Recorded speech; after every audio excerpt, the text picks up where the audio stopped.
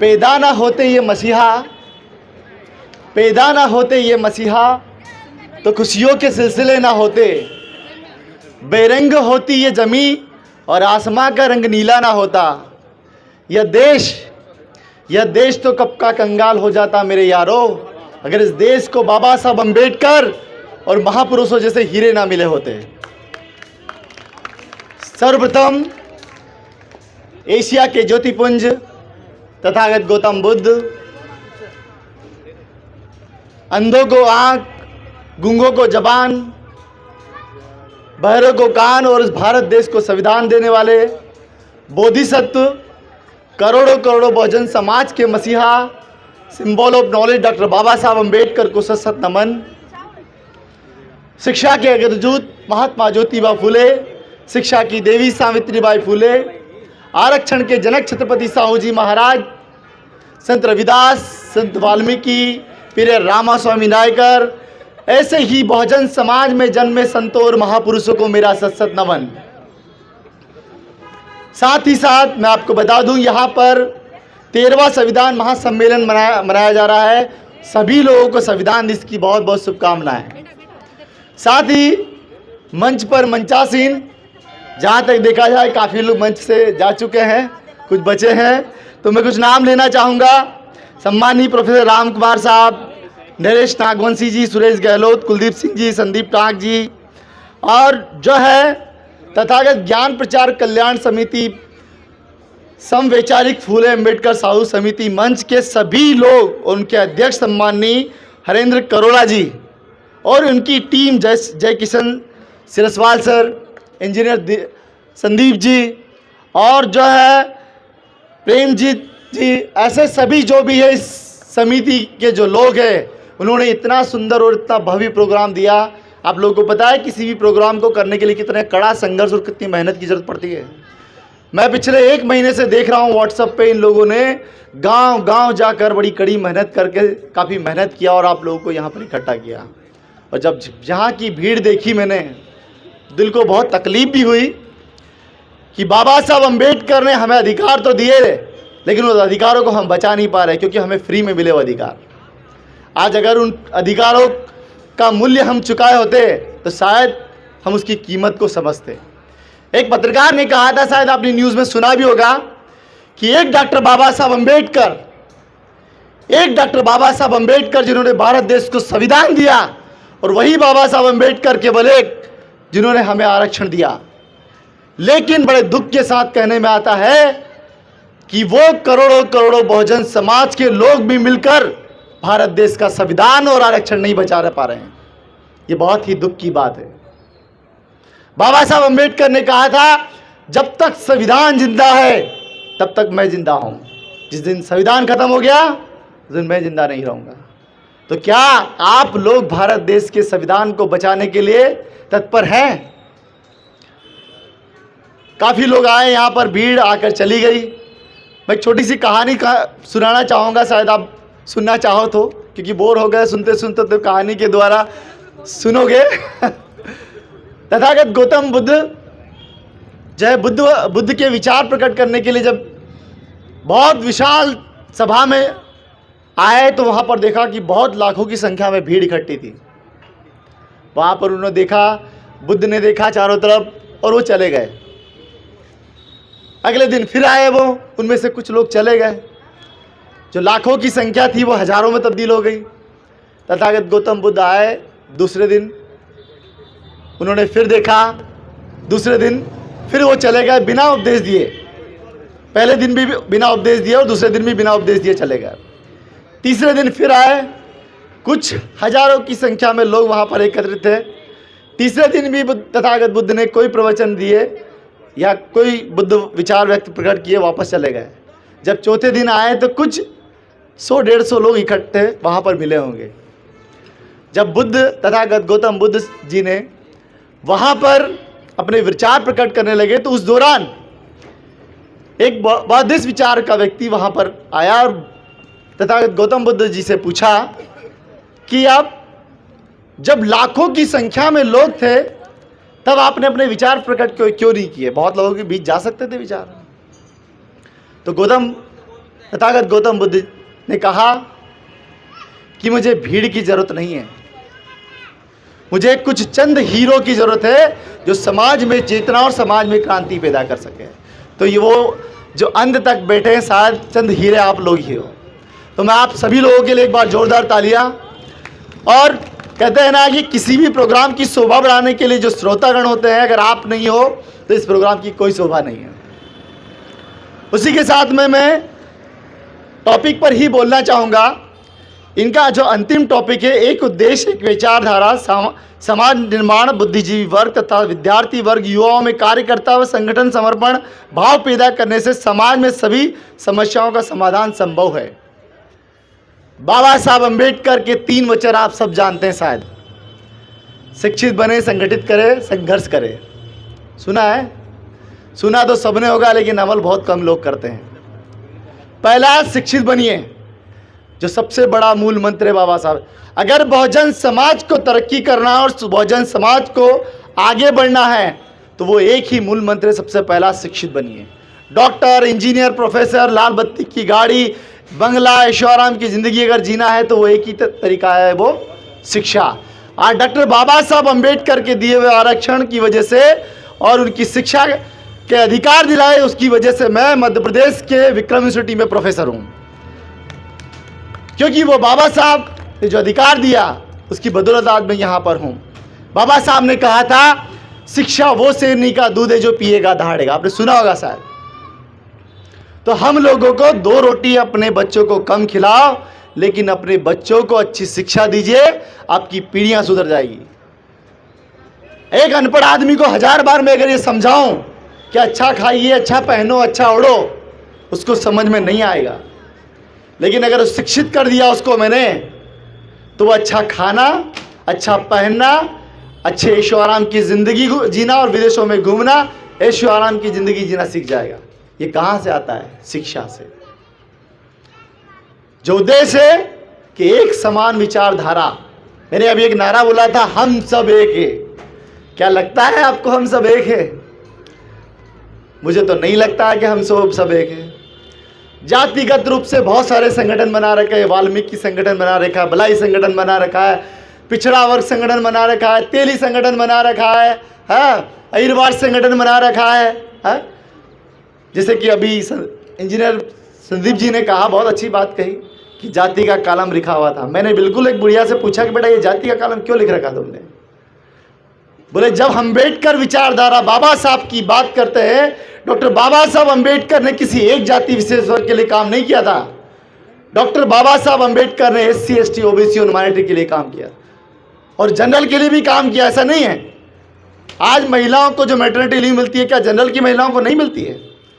बाबा साहब ने reserve bank की स्थापना की, क्या केवल SC ST OBC माइनॉरिटी के लिए की थी? क्या बाबा साहब ने हर वर्ग के लिए किया है, लेकिन ज़्यादा से ज़्यादा उन्होंने Bahujan Samaj, SC ST OBC और माइनॉरिटी के प्रति जो अन्याय अत्याचार हुए उसकी पीड़ा को देखते हुए उनके अधिकारों के लिए लड़ाई लड़ी, इसलिए उन्हें दलित नेता कहा जाता है? तो मैं आप एक होने की बात करता हूं भाई।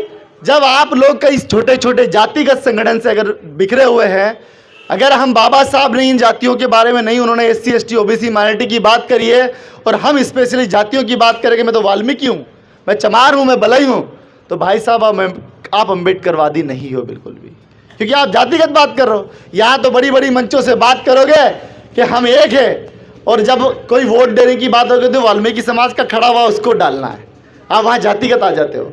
तो कितनी गंदी बात है। आप कैसे एक होगे? आप मुझे बताओ, ब्राह्मणों को आप दोष देते हो कि ब्राह्मण हम जातिवाद करता है। उस ब्राह्मण को छोड़ो आप लोग, उससे ज़्यादा जातिवाद तो आप खुद ही करते हो। क्या बलाई चमार से शादी करता है, वाल्मीकि बलाई चमार से शादी करता है, क्या आप लोग अंतर्विवाह करते हैं? नहीं कर रहे हो ना। जब आप ही नहीं करते तो दूसरों को दोष देने जा रहे हो, रोटी बेटी व्यवहार नहीं कर पा रहे हो। आप है हम सब एक है। सत्ता की बात करें, कुछ लोगों ने कहा कि राजनीतिक बात ना करें।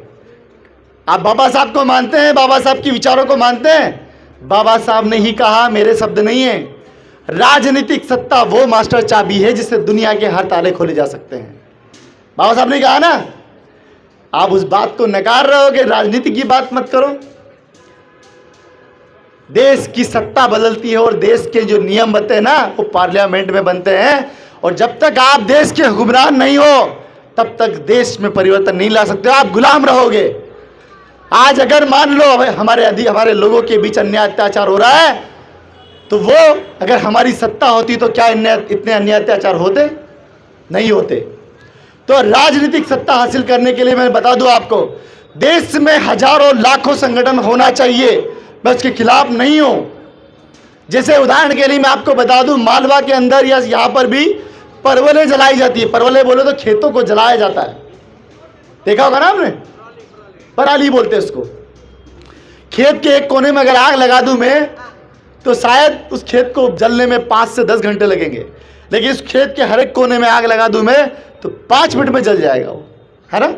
वैसे ही देश में अंबेडकर, साहू, फूले की विचारधारा की क्रांति अगर लाना है तो हर जगह हर संगठन, मान लो मेरे डॉक्टर अंबेडकर राष्ट्रीय और संघ राष्ट्रीय अध्यक्ष, जहां मैं नहीं पहुंच पा रहा हूं अन्य संगठन तो पहुंच पा रहा है जहां पर विचारधारा फैला रहा है, लेकिन उसकी पार्टी नहीं होना चाहिए, है ना।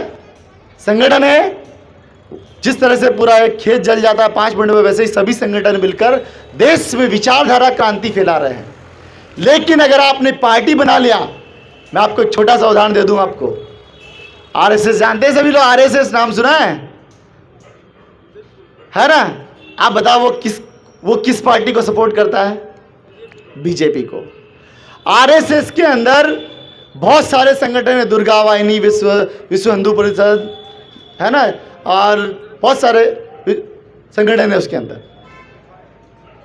सब संगठनों को उन्होंने मिला लिया और वोट किसको डालते हैं? बीजेपी को।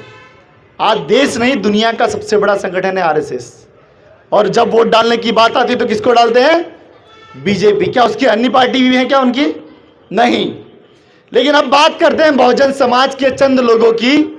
थोड़ा ज्ञान क्या आ गया, एक संगठन खोल लिया और नई पार्टी बना ली। संगठन खोल लिया गलत नहीं है, अपनी बुद्धि लगाकर नई पार्टी खोल ली।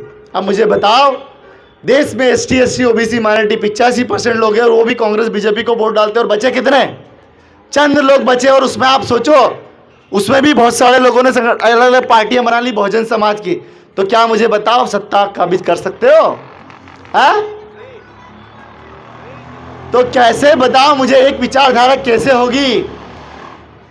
हम बड़े दुख के साथ मुझे कहने में आ रहा है कि राजनीतिक सत्ता से हम कोसों दूर हो गए।